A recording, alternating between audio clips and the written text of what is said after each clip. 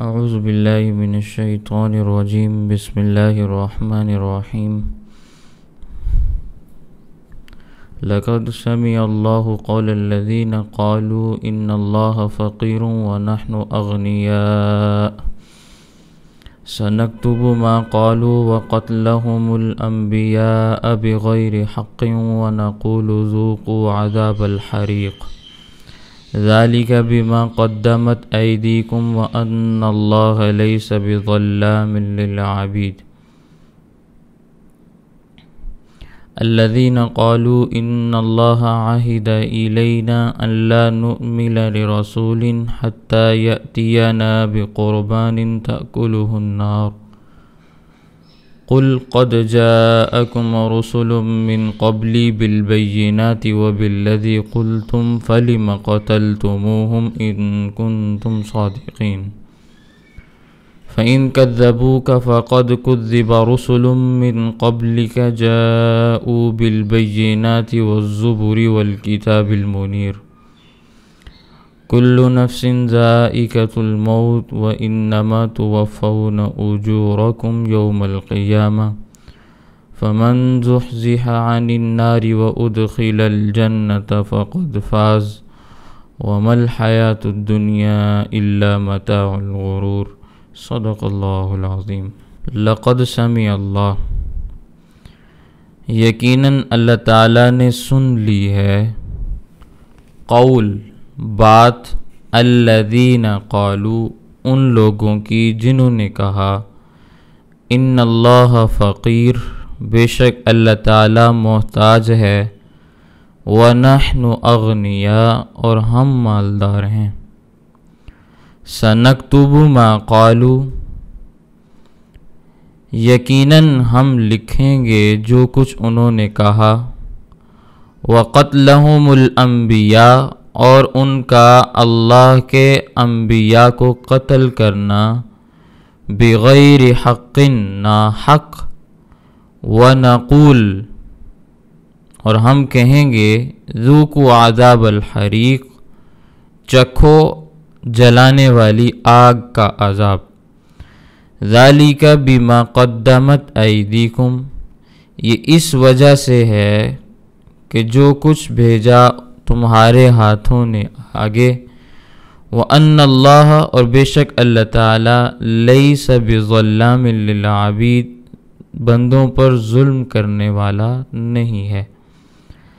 الَّذِينَ قَالُوا وہ لوگ جنہوں نے کہا، إِنَّ اللَّهَ عَهِدَ إِلَيْنَا بے شک اللہ تعالیٰ نے ہمارے ساتھ وعدہ کیا ہے، أَلَّا نُؤْمِنَ لِرَسُولٍ یہ وعدہ کیا کہ ہم کسی رسول پر ایمان نہیں لائیں، یأتینا بقربان یہاں تک کہ وہ ہمارے پاس کوئی ایسی قربانی لائے، تأکلہ النار کہ اس کو آگ کھا جائے، قل قد جاءکم رسل اے پیغمبر آپ فرما دیجئے یقیناً تمہارے پاس رسول آئے، من قبلی مجھ سے بھی پہلے، بالبینات بڑے واضح دلائل لے کر، وبالذی قلتم اور وہ چیز بھی لے کر آئے جو تم اب کہہ رہے ہو، فلم قتلتموہم تو پھر تم نے ان کو کیوں قتل کیا تھا، ان کنتم صادقین اگر تم سچے تھے، فإن کذبوک اور اگر اے پیغمبر وہ آپ کو جھٹلائیں، فقد کذب تو یقیناً وہ اس سے پہلے بھی جھٹلا چکے ہیں، رسل من قبلک ان رسولوں کو جو آپ سے پہلے آئے، جاؤک بالبینات جو واضح دلائل لے کر آئے تھے، والزبر اور صحیفے لے کر آئے تھے، والکتاب المنیر اور ایسی کتابیں لے کر آئے تھے جو روشنی پہنچانے والی تھیں، کل نفس ذائقۃ الموت ہر نفس موت کا ذائقہ چکھنے والا ہے، وَإِنَّمَا تُوَفَّوْنَ اور یقینی بات یہ ہے کہ تمہیں پورا دیا جائے گا، اجورکم تمہارا اجر یوم القیامہ قیامت والے دن، فمن زحزح عن النار پھر جو آدمی دوزخ سے دور کر دیا گیا، وادخل الجنہ اور جنت میں داخل کر دیا گیا، فقد فاز تو یقیناً وہ کامیاب ہو گیا، وما الحیات الدنیا اور نہیں ہے دنیا کی زندگی الا متاع الغرور مگر دھوکے کا سامان۔ نبی کریم صلی اللہ علیہ وسلم نے حضرت سیدنا صدیق اکبر رضی اللہ تعالیٰ عنہ کو دعوت اسلام کا پیغام دے کر یہود کے پاس بنو قینقاع کی جانب بھیجا، اور اس دعوت نامے کا عنوان یہ تھا اتقوا اللہ، اللہ سے ڈرو، ایمان لے آؤ۔ کیونکہ تم جانتے ہو کہ محمد صلی اللہ علیہ وسلم برحق رسول اور پیغمبر ہیں، اور یہ گواہی تمہاری کتابوں میں موجود ہے، تو تم نماز قائم کرو، زکوٰۃ ادا کرو، وَأَقْرِضُوا اللَّهَ قَرْضًا حَسَنًا تو اللہ تعالیٰ کو قرض حسنہ بھی دو۔ یہ اس خط کی تحریر تھی جو بنو قینقاع کی جانب نبی کریم صلی اللہ علیہ وسلم نے لکھوا کر بھیجا۔ حضرت ابوبکر صدیق رضی اللہ تعالیٰ عنہ یہ خط لے کر بنو قینقاع پہنچے۔ اس وقت یہودیوں کا ایک بہت بڑا عالم تھا، میں نے پہلے بھی آپ کے سامنے اس کا نام عرض کیا ہے، فخاص بن عازورہ۔ وہاں ان کا ایک بہت بڑا مدرسہ بھی بنا ہوا تھا، وہ اس میں بیٹھا تعلیم دے رہا تھا۔ حضور اکرم صلی اللہ علیہ وسلم کا خط مبارک پڑھنے کے بعد کہنے لگا، اس کا مطلب یہ ہے کہ اللہ فقیر ہو گیا ہے اور ہم مالدار ہیں، اسی لیے تو وہ ہم سے قرض مانگتا ہے۔ نعوذ باللہ من ذالک۔ حضرت سیدنا صدیق اکبر رضی اللہ تعالیٰ عنہ یہ سن کر برداشت نہ کر سکے اور اس فخاص کو ایک زور سے تھپڑ مارا اور فرمایا، اگر ہمارے اور تمہارے درمیان معاہدہ نہ ہوا ہوتا تو میں تلوار سے تیری گردن بھی اڑا دیتا۔ تو فخاص بن عازورہ نے نبی کریم صلی اللہ علیہ وسلم سے شکایت کی کہ ابوبکر نے اس کے ساتھ زیادتی کی ہے، اس کو تھپڑ مارا ہے۔ تو نبی کریم صلی اللہ علیہ وسلم نے جب سیدنا صدیق اکبر رضی اللہ تعالیٰ عنہ سے پوچھا کہ بھئی کیا معاملہ ہوا، وہ کہنے لگا، یا رسول اللہ، اس شخص نے اللہ کی شان میں گستاخی کی ہے۔ تو اللہ تعالیٰ نے ان آیات میں یہودیوں کی اس گستاخی کا جواب دیا۔ جس نے کی تھی سامنے اس کو تو تھپڑ پڑ گیا، باقیوں کو اللہ نے قرآن میں جواب دے دیا ہے۔ قرآن کریم کے اندر یہ پیچھے سورۃ البقرہ آپ کے سامنے گزری ہے، اس میں اللہ تعالیٰ نے یہ بات بیان کی تھی، یہ قرض حسنہ والی، من ذا الذی یقرض اللہ قرضا حسنا، کون ہے وہ شخص جو اللہ کو قرض حسنہ دے۔ یہ بات پہلے آپ کے سامنے گزر گئی ہے۔ اور قرض حسنہ کی تعریف یہ ہے کہ کوئی آدمی ایسے شخص کو جو قرض لینے کا حقدار ہے اپنے حلال اور طیب مال میں سے دے دے، اور قرض کی وصولی کے لیے اسے تنگ بھی نہ کرے، احسان بھی نہ جتلائے۔ دینا قرض ہے آپ نے، وہ رقم آپ کو واپس بھی ملنی ہے، لیکن اس میں دو چیزوں کا خیال رہے، ایک یہ کہ وہ آپ کا مال حلال ہونا چاہیے، دوسرا اس کو واپس وصول کرتے وقت تنگ نہیں کرنا چاہیے۔ کوئی بات نہیں، اگر آپ نے 10 تاریخ کا وعدہ کیا تھا، 10 کو وہ نہیں دے سکا، آپ کو پتہ ہے اس کے حالات کیسے ہیں، آپ وسعت دے دو، اور پھر کسی موقع پر اسے احسان بھی نہ جتلاؤ کہ بھی ہم نے تمہارے ساتھ یہ نیکی کی تھی۔ یہ جو قرض حسنہ ہے، عام قرض کی بنسبت اس کا اجر 70 گنا زیادہ ہے، اسے قرض حسنہ کہا جاتا ہے۔ ظاہری طور پر دیکھا جائے تو بات سمجھ میں نہیں آتی، کیونکہ صدقے میں پیسے ہاتھ سے نکل جاتے ہیں، واپس دنیا میں نہیں آتے۔ اس کا ثواب 10 گنا ملتا ہے۔ کوئی انسان صدقہ کرے تو صدقے کا کتنا ثواب ملتا ہے؟ 1 نیکی پر 10 گنا ملتا ہے نا۔ اور قرض حسنہ جو واپس بھی ملنا ہے، پھر اس کا ثواب جو مل رہا ہے وہ 70 گنا ہے۔ اس میں پیسے بھی واپس ملیں گے اور 70 گنا اجر بھی ملے گا۔ تو ظاہری طور پر یہ بات عقل میں نہیں آتی، مگر حقیقت یہی ہے۔ اس لیے کہ جو شخص صدقہ دیتا ہے وہ اپنا فائدہ تلاش کرتا ہے کہ میں صدقہ دوں گا مصیبت ٹل جائے گی، میں صدقہ دوں گا مجھے ثواب مل جائے گا۔ لیکن جو قرض حسنہ دینے والا ہے وہ دوسروں کو فائدہ پہنچاتا ہے، دوسرے کی مجبوری کو سامنے رکھ رہا ہوتا ہے، اس لیے اس کا اجر 7 گنا زیادہ ہے۔ مگر اس زمانے میں قرض حسنہ دینے والے لینے والے بہت کم ہیں۔ تو اللہ تعالیٰ کو قرض حسنہ دینے میں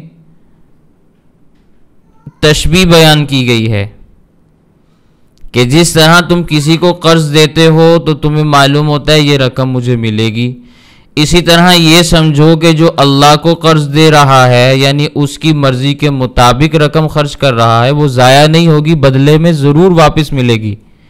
تو یہاں اللہ تعالیٰ کو تشبیہ کے طور پر بیان کیا گیا ہے۔ اور یہ بات آپ ذہن میں رکھیں، جو تشبیہ ہوتی ہے نا وہ من کل الوجوہ نہیں ہوتی، من وجہ تشبیہ دی جاتی ہے کہ ایک اعتبار سے یہ تشبیہ ممکن ہے، اس کی فلاں کے ساتھ مشابہت ہے۔ میں مثال عرض کرتا ہوں، بہادر آدمی کو کہتے ہیں یہ شیر ہے، کہتے ہیں کہ نہیں کہتے؟ یہ شیر ہے، تو اس کی تشبیہ صرف بہادری میں ہے۔ کوئی آدمی یہ نہیں کہتا کہ یہ شیر ہے تو اس کی 4 ٹانگیں بھی دکھاؤ۔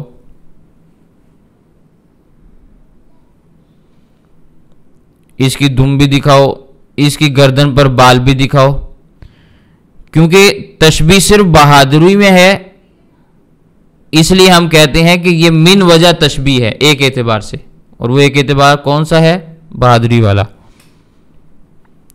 خشکی کے جانوروں میں شیر سب سے بہادر ہے، تو یہ بھی شیر کی طرح بہادر ہے، اس لیے ہم نے اس کو شیر کہہ دیا۔ کوئی آدمی بے وقوف ہو، بات نہ سمجھتا، اسے کہا جاتا ہے یہ گدھا ہے۔ تو یہاں صرف تشبیہ بے وقوفی کے اعتبار سے دی جا رہی ہے، یہ چونکہ بے وقوفی والے کام کرتا ہے اس لیے یہ گدھا ہے۔ کوئی بھی یہ نہیں کہتا کہ ابھی اگر یہ گدھا ہے تو اس کی 4 ٹانگیں کدھر ہیں، اس کے لمبے لمبے کان کدھر ہیں۔ تو اللہ تعالیٰ کو قرض حسنہ دینے میں یہ ایک قسم کی تشبیہ بیان کی گئی ہے کہ جو اللہ کے راستے میں خرچ کرو گے اس کا صلہ ضرور ملے گا۔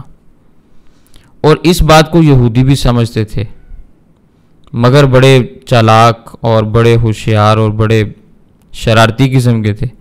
کہنے لگے مسلمانوں کا خدا فقیر ہو گیا ہے، ہم مالدار ہیں، اس لیے ہم سے قرض مانگا جا رہا ہے۔ تو اللہ تعالیٰ فرماتے ہیں لَقَدْ سَمِعَ اللَّهُ قَوْلَ الَّذِينَ قَالُوا، یقیناً اللہ تعالیٰ نے سن لی ہے بات ان لوگوں کی جنہوں نے یہ کہا ان اللہ فقیر ونحن اغنیاء، اللہ محتاج ہے اور ہم مالدار ہیں، لہٰذا رب ہم سے قرض مانگتا ہے۔ سَنَكْتُبُ مَا قَالُوا، یقیناً ہم لکھیں گے اس بات کو جو کچھ انہوں نے کہا، یعنی ہم لکھنے کا حکم دیں گے، کیونکہ اللہ تعالیٰ خود نہیں لکھتا۔ سَنَكْتُبُ مَا قَالُوا کا معنی یقیناً ہم لکھوائیں گے، لکھیں گے نہیں، لکھوائیں گے، یعنی فرشتوں کے ذریعے سے، کرامن کاتبین کے ذریعے سے یہ جو بات انہوں نے کہی اب یہ لوح محفوظ پر درج ہو گئی ہے، یا ان کی کاپیوں کے اندر، رجسٹروں کے اندر لکھی جا چکی ہے۔ وَقَتْلَهُمُ الْأَنْبِيَاءَ بِغَيْرِ حَقٍّ، اور ان کا اللہ کے نبیوں کو ظلماً قتل کرنا، کیونکہ اللہ کے پیغمبر حق پر تھے اور ان کو یہ حق اچھا نہیں لگتا تھا، اس لیے وہ انبیاء کے خلاف ہو گئے، ان کو قتل کرنے لگے۔ جیسے حضرت یحییٰ علیہ السلام کو شہید کیا گیا، حضرت زکریا علیہ السلام کو شہید کیا گیا، حضرت شیعہ علیہ السلام کو شہید کیا گیا، اسی طرح اور کتنے انبیاء آئے انہیں شہید کر دیا گیا، تو یہ سارے کے سارے ظلماً شہید ہوئے ہیں، کیونکہ شریعت میں قتل حق کی 3 صورتیں ہیں، اس کے علاوہ ہر قتل ناحق ہے، اور وہ 3 صورتیں میں نے پہلے بھی آپ کے سامنے عرض کی۔ کوئی شخص اگر مرتد ہو جائے، یہ کہے کہ میں پہلے اللہ کو مانتا تھا اب میں نہیں مانتا، پہلے میں رسول کو مانتا تھا اب میں نہیں مانتا، یہ مرتد ہو گیا۔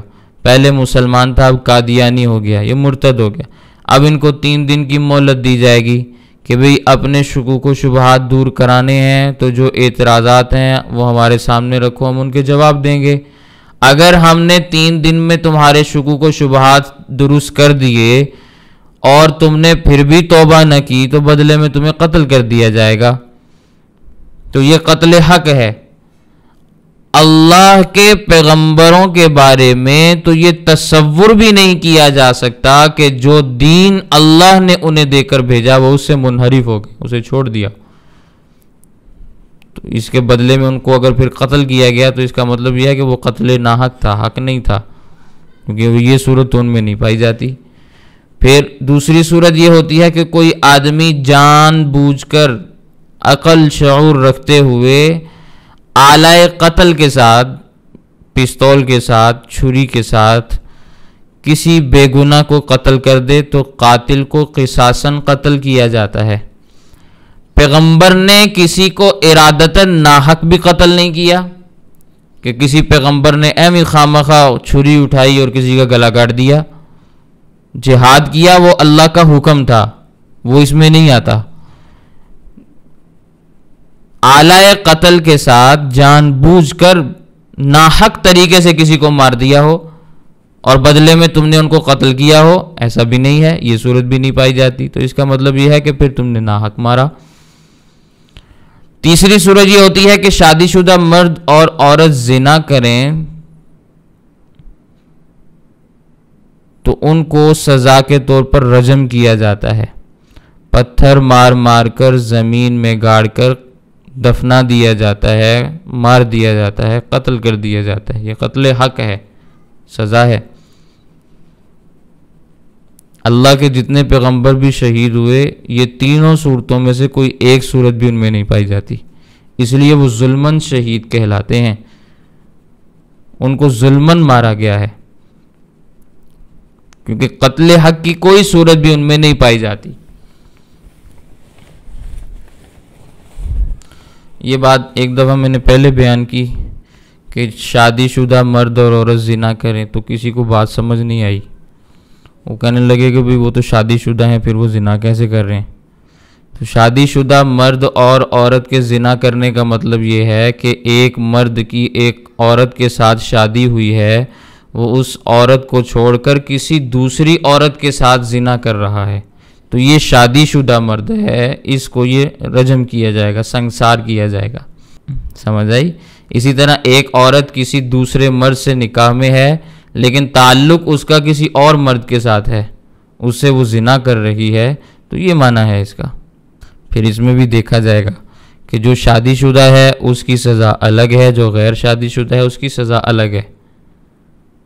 تو اگر شادی شدہ مرد غیر شادی شدہ لڑکی سے زنا کر رہا ہے تو اس کی سزا جو شادی شدہ ہے اس کو شادی شدہ والی ملے گی، جو غیر شادی شدہ ہے اس کو غیر شادی شدہ والی ملے گی، دونوں میں فرق ہو جاتا ہے۔ تو بہرحال اللہ کے نبیوں کو ظلماً شہید کیا گیا۔ وَنَقُولُ ذُوقُوا عَذَابَ الْحَرِيقِ، اور ہم ان کو یہ بھی کہیں گے کہ چکھو جلانے والی آگ کا عذاب۔ تم نے دنیا میں اللہ کو فقیر کہا، اللہ کے پیغمبروں کو شہید کیا، حق کا مقابلہ کیا، اب چکھو اس آگ کا مزہ۔ اللہ تعالیٰ کو ہم قرض حسنہ کیسے دے سکتے ہیں؟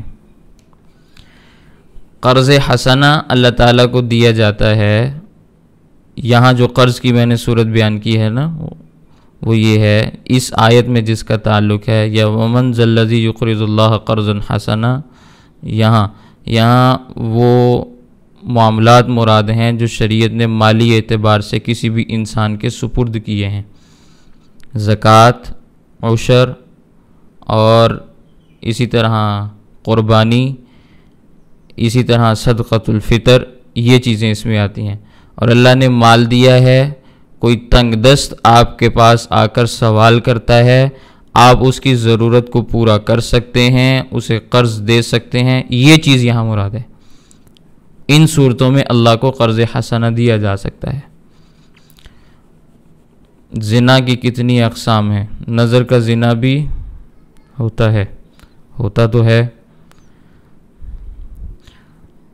زنا العین النظر، نبی کریم صلی اللہ علیہ وسلم کی حدیث پاک ہے، غالباً مسلم میں موجود ہے، صحیح مسلم میں۔ زنا العین النظر، آنکھ کا زنا نامحرم کو دیکھنا ہے، آنکھ کا زنا نامحرم کو دیکھنا ہے۔ لیکن میں تھوڑی سی وضاحت عرض کروں اگر سننے کا مزاج ہو۔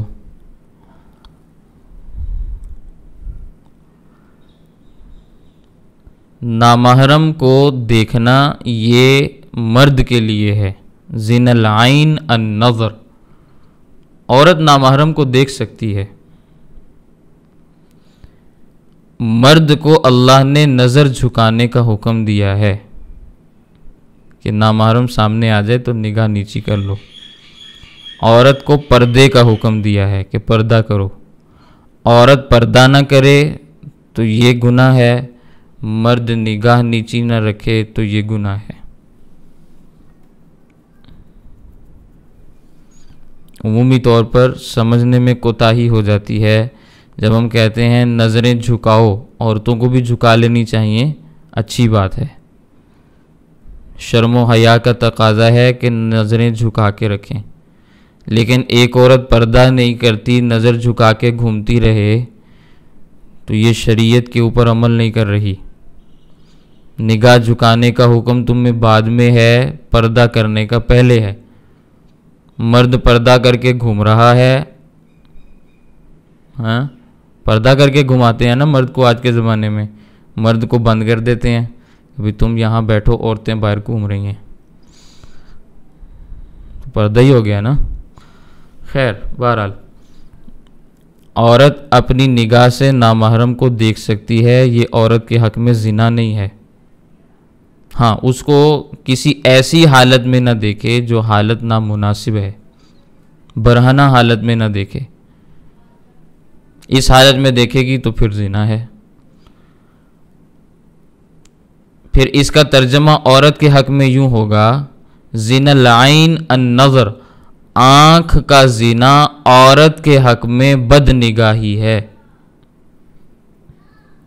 وگرنہ عام طور پر مرد کو عورت دیکھ سکتی ہے،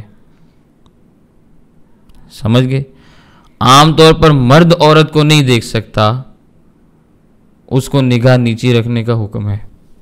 اس لیے اگر کوئی مرد عورت کے وجود کو بھی دیکھ لے نا، ظاہری طور پر سامنے عورت کھڑی ہے، اس نے پردہ نہیں کیا، اس کو چہرہ دیکھ لیا، تو یہ مرد کے حق میں زنا شمار ہوتا ہے، زنا العین النظر۔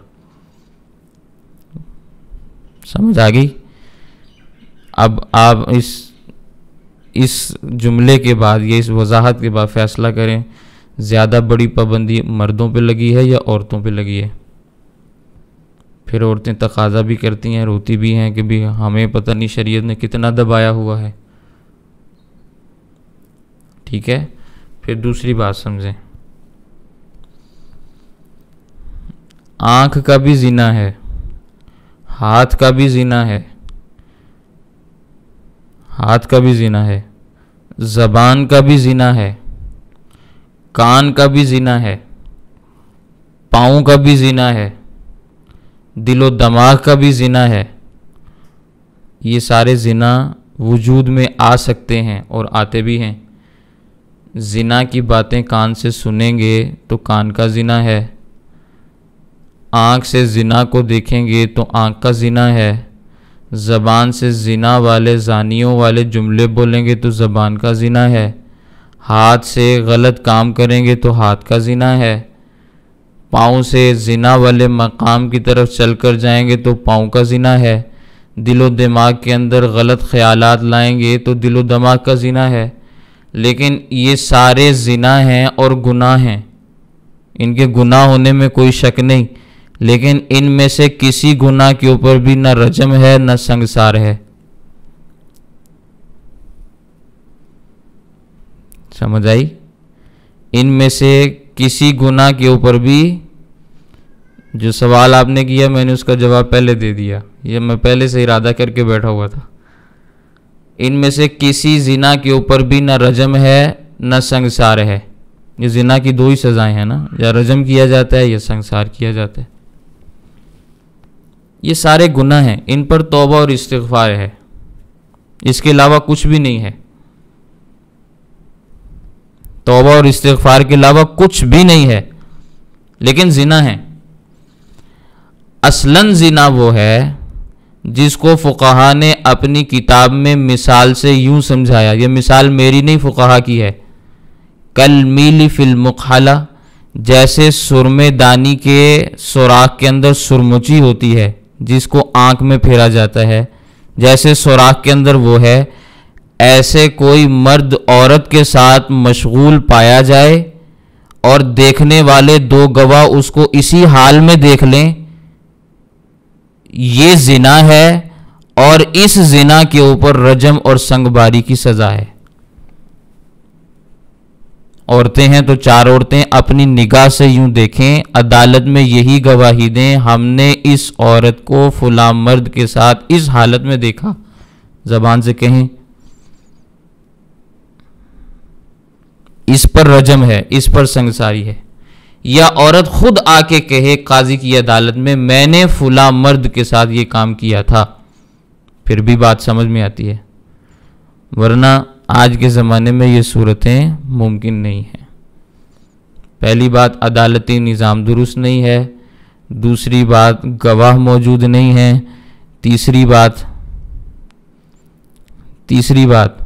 کوئی اپنے آپ کو میدان میں اتارنے کے لیے تیار نہیں ہے، کیوں؟ موج مستی میں ہے، آخرت بھول چکی ہے، دنیا کے اندر مشکل برداشت کرنے کے لیے تیاری نہیں ہے، حالانکہ جو سزا دنیا میں انسان بھگت لے آخرت میں اس پر پھر سزا نہیں ملتی۔ جس کو دنیا میں زنا کے اوپر رجم کی یا سنگساری کی سزا سنا دی گئی اور وہ سزا اس کے اوپر نافذ ہوگی، یہ آخرت کے عذاب سے بچ گیا، مرتے ہی سیدھا جنت میں جائے گا۔ یہ چیزیں سمجھنے سے تعلق رکھتی ہیں۔ ہمارا معاشرہ عمومی طور پر ان ساری چیزوں کو سمجھنے سے قاصر ہے، باتیں کرنے والے بہت ہیں، سمجھنے والے کم ہیں۔ تو اللہ تعالیٰ فرماتے ہیں کہ تم نے اللہ کو فقیر بھی کہا، اللہ کے انبیاء کو شہید بھی کیا، حق کا مقابلہ بھی کیا، تو بدلے میں اب پھر تم آگ کا عذاب چکھو، آگ کا بدلہ چکھو۔ اور اللہ تعالیٰ فرماتے ہیں ہم یہ بھی کہیں گے ذالک بما قدمت ایدیکم، یہ جو سارا تمہارے ساتھ معاملہ ہو رہا ہے یہ اس وجہ سے کہ تمہارے ہاتھوں نے یہ چیزیں آگے بھیجیں، یعنی یہ تمہارے اپنے کیے ہوئے کرتوت ہیں۔ وَأَنَّ اللَّهَ لَيْسَ بِظَلَّامٍ لِّلْعَبِيدِ، اللہ کو کیا ضرورت ہے کہ بندوں کے اوپر ظلم ڈھائے؟ اللہ بندوں پر ظلم ڈھانے والے نہیں ہیں۔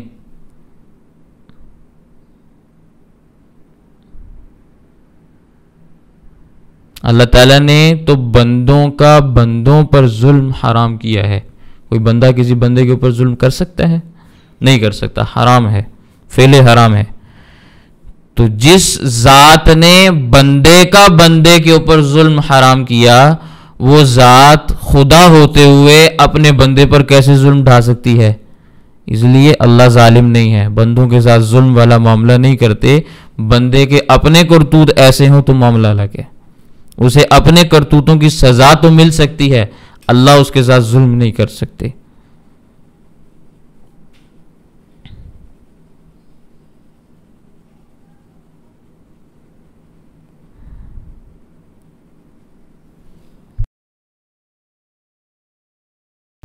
الذین قالوا، وہ لوگ جنہوں نے کہا ان اللہ عہد الینا، بے شک اللہ تعالیٰ نے عہد کیا ہے ہمارے ساتھ،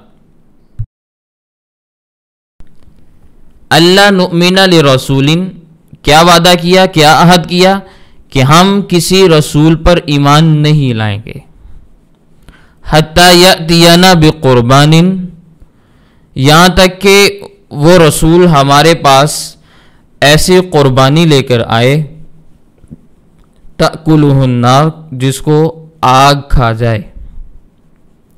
اس آیت میں یہودیوں کی شرارت کا تذکرہ ہے۔ یہودی بڑے لوگ تھے، تعلیم یافتہ تھے، سیاسی اعتبار سے مستحکم تھے، مذہبی رہنما اور پیشوا تھے۔ ان کا ایک وفد نبی کریم صلی اللہ علیہ وسلم کے پاس آیا، کہنے لگے تورات میں ہمیں حکم دیا گیا ہے کہ کسی نبی کو آپ نے اس وقت تک نہیں ماننا جب تک وہ قربانی کر کے اس کو میدان میں نہ رکھ دے اور آسمان سے آگ نازل ہو جو اس کو جلا کر راکھ نہ کر دے۔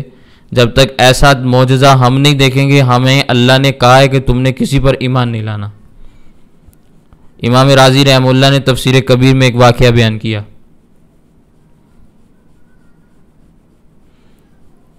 وہ واقعہ تو میں آپ کے سامنے نہیں عرض کرتا، لیکن اس واقعے کے اس آیت کے ضمن میں واقعہ بھی بیان کیا اور ساتھ حکم بھی بیان کیا۔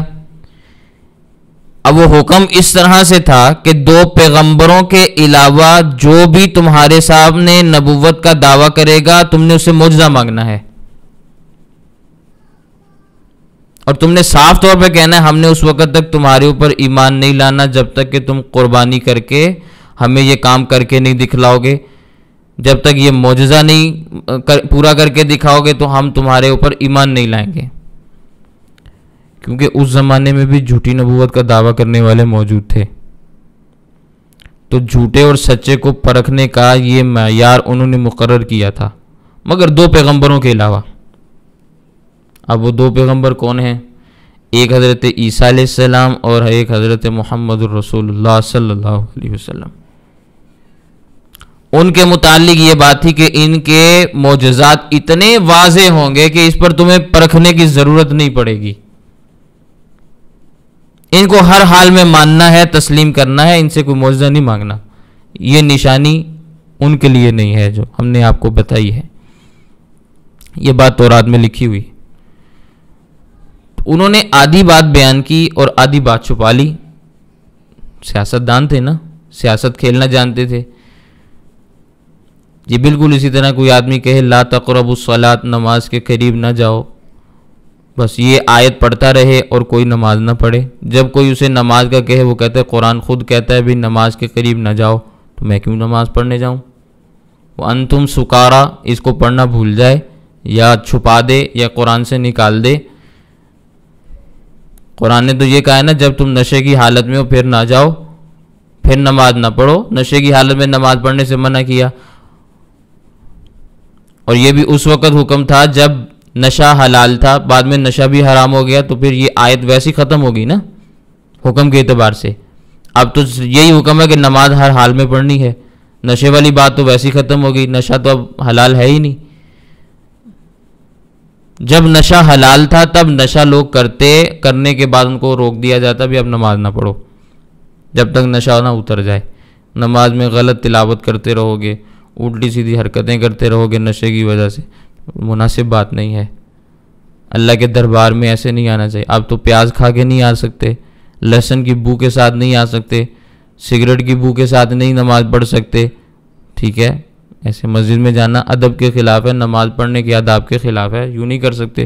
حدیث پاک اس پر واضح طور پر موجود ہیں۔ اللہ کے نبی صلی اللہ علیہ وسلم منع فرمائے اس حال میں مسجد، تو جب اس حال میں منع کیا تو پھر نشے کی حالت میں کیوں نہیں منع ہوگا؟ تو بہرحال یہ سمجھنے والی چیزیں۔ تو اب ایک آدمی کہتا ہے لا تقربوا الصلاۃ، نماز کے قریب نہ جاؤ، بس یہی پڑھتا رہے اور کبھی نماز نہ خود پڑھے نہ کسی کو پڑھنے دے۔ میں یہ بات عرض کر رہا تھا کہ کوئی آدمی یہ کہتا رہے لا تقربوا الصلاۃ، نماز کے قریب نہ جاؤ، وانتم سکارا، یہ نہ پڑھے، اور یہ کہتا رہے کہ بھی میں تو نماز اس لیے نہیں پڑھتا کیونکہ اللہ نے حکم دیا نماز کے قریب نہ جاؤ، تو آپ اس کو کیا کہیں گے؟ آپ اس کو یہی کہیں گے نا کہ بھائی قرآن کریم کی اس آیت کا ذرا سیاق و سباق دیکھو، آپ کو پتہ چل جائے گا کہ نشے کی حالت میں نماز پڑھنے سے منع کیا گیا، کیونکہ پہلے نماز کے اوقات کے علاوہ نشہ کرنا جائز تھا، شراب حلال تھی، حکم تھا کہ بھئی نماز کے وقت میں نشہ نہیں کرنا، اس کے علاوہ اگر تم نے کرنا ہے تو کر لو، کیونکہ آپ کو پتہ ہونا چاہیے کہ شراب تدریجاً حرام ہوئی ہے، درجہ بدرجہ، یکدم اس کو حرام نہیں کہا گیا۔ تو قرآن کریم میں تو اللہ نے حکم دیا تھا، یا ایھا الذین آمنو، اے وہ لوگو جو ایمان لائے ہو، لا تقربوا الصلاۃ وانتم سکارا، تم نماز کے قریب نہ جاؤ اس حالت میں جب تم نشے میں ہو، حتی تعلموا ما تقولون، جب تک تم نہ سمجھو اس بات کو جو تم کہہ رہے ہو، جب تک یہ حالت رہے تمہارے اندر کہ تمہیں یہ نہیں پتہ چلے کہ بھئی تم نے جو نماز کے اندر پڑھا ہے اس کا معنی کیا ہے، مفہوم کیا، تم کیا پڑھ رہے ہو، تب تک نماز کے قریب نہ جاؤ۔ تو اس سے تمہیں یہ بھی پتہ چل گیا کہ نماز میں جو پڑھا جا رہا ہو اس کا پتہ بھی ہونا چاہیے کہ کیا پڑھ رہے ہیں۔ آج ہمارے زمانے میں شراب تو ویسے ہی حرام ہے نا، شراب تو حرام ہوگی، شراب کا نشہ تو نہیں ہوتا لیکن جہالت کا نشہ ضرور ہوتا ہے لوگوں کے اوپر، ہمیں نہیں پتہ ہوتا کہ ہم نماز میں کیا پڑھ رہے ہیں، اس کا مفہوم کیا ہے۔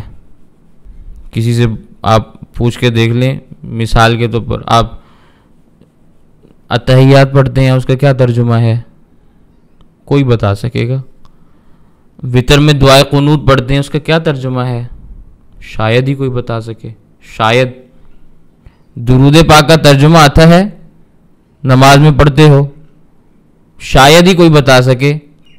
حالانکہ یہ تو قرآن کریم کا حکم ہے، حتی تعلموا ما تقولون، یہاں تک کہ تم جان لو اس بات کو جو تم کہہ رہے ہو۔ جب تک تم سمجھو گے نہیں جو تم بول رہے ہو، تمہاری نماز کیسے قبول ہوگی؟ نماز ادا نہیں ہوتی۔ طوطے کی طرح الفاظ رٹے ہوئے ہیں، جس طرح الفاظ کا ادا کرنا ضروری ہے، درست ادا کرنا، اسی طرح ان الفاظ کا ترجمہ سمجھنا بھی ضروری ہے۔ یہ قرآن کریم کی نص قطعی ہے، واضح نص ہے، جس سے یہ میں مسئلہ آپ کے سامنے عرض کر رہا ہوں۔ تو خیر، یہودیوں نے آگے پیچھے سے بات کو کاٹ دیا اور تورات کا حکم سنایا کہ ہمیں تو یہ حکم دیا گیا ہے کہ تم پیغمبر پر ایمان تب لاؤ گے جب وہ یہ کام کرے گا۔ وہ کام کیا ہے؟ قربانی کر کے میدان میں رکھو، آگ آئے اسے جلا دے۔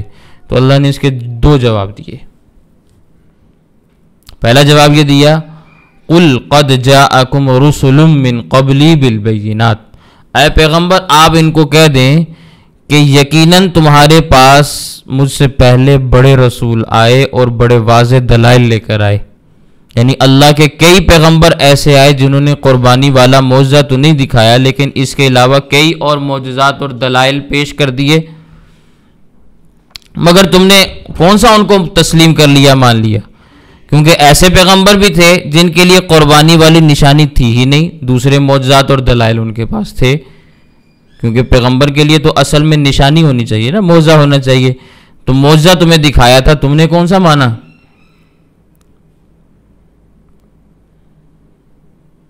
تو ذرا یہ بتاؤ کہ جہاں تم نے نہیں مانا تھا وہاں کس بنیاد پہ نہیں مانا؟ جواب ہے اس کا۔ پھر دوسرا جواب یہ دیا، وَبِالَّذِي قُلْتُمْ فَلِمَ قَتَلْتُمُوهُمْ، وہ انبیاء وہ نشانی بھی لے کر آئے جو تم نشانی ان سے مانگتے تھے۔ وَبِالَّذِي قُلْتُمْ فَلِمَ قَتَلْتُمُوهُمْ، تو پھر تم نے ان کو کیوں مارا؟ ان کنتم صادقین، اگر آج تم بات کہتے ہوئے سچے ہو تو تم نے ان کو کیوں مارا، انہیں کیوں قتل کیا جو تمہاری بات کے مطابق معجزہ لے کر آئے تھے؟ اس کا جواب دو۔ تو ان دو جوابوں کا ایک یہاں پہ جواب الزامی ہے اور ایک تحقیقی ہے۔ جواب تحقیقی اور جواب الزامی سمجھتے ہیں؟ جواب تحقیقی اس کو کہتے ہیں کہ آپ سے کسی نے سوال کیا، آپ نے اس کا صحیح جواب دے دیا، جو جواب بنتا تھا آپ نے دے دیا۔ قُلْ قَدْ جَاءَكُمْ رُسُلٌ مِّن قَبْلِي بِالْبَيِّنَاتِ، یہاں سے اللہ نے جواب تحقیقی ارشاد فرمایا ہے کہ یہ جواب ان کا بنتا ہے، اللہ نے دے دیا۔ جواب الزامی کیا ہوتا ہے؟ سوال پر سوال، ایک سوال اس نے کیا، بدلے میں آپ اس پر سوال کرو، یہ جواب الزامی ہے، ہوتا یہ بھی جواب ہے لیکن سوال کی صورت میں، اسے الزامی جواب کہتے ہیں۔ وَبِالَّذِي قُلْتُمْ فَلِمَ قَتَلْتُمُوهُمْ إِن كُنتُمْ صَادِقِينَ، یہ جواب الزامی ہے، ٹھیک ہے۔ تو اس سے ہمارا مسئلہ حل ہو گیا۔ میں اپنے لوگوں کو سمجھایا کرتا ہوں بھی ہمیشہ سوال کا جواب نہیں ہوتا، بلکہ سوال پر سوال یہ بھی سوال کا جواب ہوتا ہے۔ تو سوال پر سوال کرنا سیکھا کریں۔ لوگ کسی سے سوال کرتے ہیں فوراً کتابیں کھول کے بیٹھ جاتے ہیں، بھی اس مسئلے کا حل تلاش کرو، بھی جواب دو کہ بھی اس نے فلاں نے اعتراض کر دیا ہے، تو بھی اگر اس نے ایک اعتراض کیا دو آپ کر دو، وہ بھی تو کوئی کتاب تلاش کرے نا، جتنی دیر وہ کرے گا اتنی دیر آپ مسئلہ تلاش کر لو، یہاں سے اس کو بھی تو کسی کام میں لگاؤ نا۔ معاملہ یہ ہے کہ باطل طبقات نے الزامات لگا کر ہمارے لوگوں کو کتابیں کھولنے میں لگا دیا کہ تم کتابوں میں لگے رہو، کتابیں کھولتے رہو، اور ہمارا کام صرف الزامات لگانا رہ گیا کہ باطل الزام لگاتا رہے، ہم جواب دیتے رہے۔ کب تک یہ کام ہوتا رہے گا؟ کوئی دو اعتراض کرنے آپ بھی سیکھ لو، الزام کی صورت میں جواب دینا آپ بھی سیکھ لو نا۔ اب وہ ایک سوال کریں کہ بدلے میں آپ دو سوال کریں، وہ بیچارہ منہ ملتا وہ واپس جائے گا یا اپنی جا کے کتاب کھولے، اگر واقعتاً اس کو جواب چاہیے۔ آپ کو بھی تم جو میرے جواب لے آؤ، جس دن تمہیں جواب مل جائیں تو مجھے کال کرنا، اس دن میں تمہارے سوال کا جواب دے دوں گا۔ اتنی دیر میں تم اپنے عالم سے پتہ کر لو۔ سمجھ آ رہی ہے میری بات؟ تو یہ چیز بھی سیکھیں۔ پھر آگے اللہ تعالیٰ نے اپنے پیغمبر کو اور پیغمبر کے متبعین کو، ایمان لانے والے مومنین کو تسلی دی ہے، ان کا ذبو کا، پھر اگر وہ آپ کو جھٹلا دیں، اے پیغمبر اگر وہ آپ کو جھٹلا دیتے ہیں، فقد کذب رسل من قبل، آپ نے صبر کرنا ہے، پریشان نہیں ہونا، اس لیے کہ آپ سے پہلے بھی بہت سارے انبیاء جھٹلائے جا چکے ہیں۔ جاؤ بالبینات، جو واضح دلائل اور معجزات لے کر آئے تھے، والزبور، یہ زبور کی جمع ہے، صحیفے مراد ہیں، زبور صحیفوں کی صورت میں آئی تھی نا، اور وہ صحیفے بھی لے کر آئے تھے، والکتاب المنیر، ایسی کتابیں بھی لے کر آئے تھے جو روشنی پہنچانے والی تھیں، یعنی دلوں کو روشن کرنے والی کتابیں تھیں۔ ان لوگوں نے ان کو جھٹلا دیا۔ ان کا تو وتیرہ ہی ہے کہ الزامات لگانے ہیں، بات کو نہیں ماننا، تو انہوں نے آپ کی اگر بات نہ مانی تو آپ نے پریشان نہیں ہونا، آپ اپنا کام کرتے رہیں۔ پھر کل نفس ذائقۃ الموت، ہر نفس نے موت کا ذائقہ چکھنا ہے، اللہ کی ذات کے سوا موت سے کوئی بھی مستثنی نہیں ہے۔ وَيَبْقَى وَجْهُ رَبِّكَ ذُو الْجَلَالِ وَالْإِكْرَامِ، صرف اللہ کی ذات باقی رہے گی جو عظمت اور جلال والی ہے، اس کے علاوہ ہر چیز فنا ہو جائے گی۔ تو موت تک اے پیغمبر آپ نے ان کو دعوت دینی ہے، کام کرنا ہے، اصل میں یہ بات سمجھانا یہاں مقصود ہے، پریشان نہیں ہونا۔ ایک بات یاد آ گئی، وہ بھی عرض کر دیتا ہوں۔ حضرت عامر بن عاص رضی اللہ تعالیٰ عنہ فرمایا کرتے تھے کہ مجھے اس پر تعجب ہے جس کے ہوش و حواس بھی برقرار ہیں اور مرتے وقت موت کی کیفیت کو بھی بیان نہیں کر سکتا۔ ایسے آدمی پر مجھے کہتے بڑا تعجب ہے جس کے ہوش و حواس باقی بھی ہیں، بات کر رہا ہے لیکن مرنے کی کیفیت کو پھر بھی بیان نہیں کر سکتا۔ بڑی قابل تعجب بات ہے، غور و فکر والی بات ہے کہ سارے جملے بول رہا ہے، بولتے بولتے اچانک دنیا سے چلا جاتا ہے، حالانکہ موت کی کیفیت اس کے اوپر طاری ہے، بیان نہیں کر سکتا، بول نہیں سکتا۔ جب ان کی اپنی موت کا وقت آیا تو ان کے بیٹے حضرت عبداللہ بن عامر بن العاص رضی اللہ تعالیٰ عنہما، یہ بھی صحابی ہیں، انہوں نے کہا ابا جی صف لنا الموت، آپ فرمایا کرتے تھے کہ بندے کے ہوش و حواس ٹھکانے پر بھی ہوں اور مرتے وقت موت کی کیفیت بھی پھر وہ بیان نہ کرے تو مجھے اس پر تعجب ہوتا ہے، تو ذرا آپ اپنی موت کی کیفیت میرے سامنے بیان کریں گے؟ کیا حال ہے، کیا معاملہ ہو رہا ہے؟ فرمانے لگے نہ پوچھو، میری یہ کیفیت ہے جس طرح سوئی کے ناکے سے میری جان نکالی جا رہی ہو اور کسی نے احد پہاڑ اٹھا کر میری گردن کے اوپر رکھ دیا ہو، یہ حال ہوتا ہے۔ صحابی رسول ہیں، موت کی یہ کیفیت ہے۔ تو موت سے کوئی انسان نہیں بچتا، اور موت کی کیفیت ہر ایک کے اوپر طاری ہوتی ہے۔ سکرات الموت اس کو کہا جاتا ہے۔ صرف اور صرف اللہ تعالیٰ اپنے خاص پیغمبروں کو اس کیفیت سے دوچار نہیں فرماتے کہ موت کے وقت انہیں تکلیف نہیں ہوتی، ورنہ ہر آدمی کو موت کے وقت تکلیف کا سامنا کرنا پڑتا ہے۔ کسی کی تکلیف زیادہ ہوتی ہے، کسی کی کم ہوتی ہے، بہرحال ہر آدمی کو تکلیف ہوتی ہے، لیکن بیان نہیں کر سکتا ہوتا، زبان خاموش ہو جاتی ہے، بول نہیں پاتی۔ تو اے پیغمبر، کل نفس ذائقۃ الموت، ہر نفس نے موت کا ذائقہ چکھنا ہے، آپ پریشان نہ ہوں، یہ باتیں کرنے والے بھی مر جائیں گے، آپ نے بھی دنیا سے چلے جانا ہے، ہم آپ کو آپ کا ٹھکانہ دکھائیں گے اور ہم ان کو ان کا بھی ٹھکانہ دیں گے۔ وَإِنَّمَا تُوَفَّوْنَ أُجُورَكُمْ يَوْمَ الْقِيَامَةِ، یقیناً ہم ہر آدمی کو قیامت والے دن اس کے اجر کا پورا پورا بدلہ دیں گے۔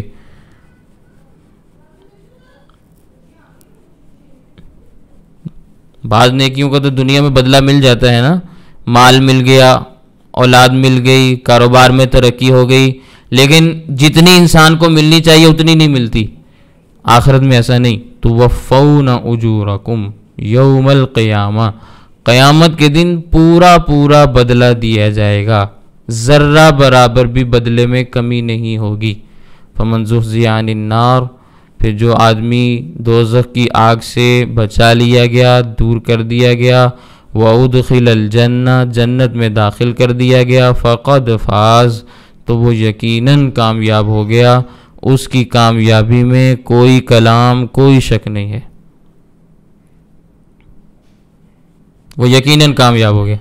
اس لیے اچھی طرح یہ بات سمجھ لو، وَمَا الْحَيَاةُ الدُّنْيَا إِلَّا مَتَاعُ الْغُرُورِ، کہ یہ دنیا کی زندگی صرف دھوکے کا سامان ہے، دھوکہ دیتی ہے، اس زندگی کا اس کے علاوہ کوئی اعتبار نہیں۔ اب معلوم نہیں تھوڑی دیر کے بعد یہ زندگی رہے گی کہ نہیں رہے گی، صبح انسان زندہ ہے، شام کو مردہ ہو جاتا ہے، موت تو کسی بھی وقت آ سکتی ہے، اس کا کوئی وقت مقرر نہیں ہے۔ اس لیے اس زندگی کو عارضی اور فانی سمجھتے ہوئے انسان کو اعمال بھی ویسے کرنے چاہیے کہ ہم نے ابھی مر گئے تو کیا بنے گا ہمارے ساتھ، اسی حال میں دنیا سے چلے گئے تو کیا منہ لے کے جائیں گے، یہ سوچتے ہوئے انسان کام کرے، اللہ اس کی دنیا بھی بھلی فرما دیں گے، آخرت بھی بہترین ہو جائے گی۔ وآخر دعوانا الحمدللہ رب العالمین۔ کسی کا کوئی سوال ہے تو وہ عرض کر دیں۔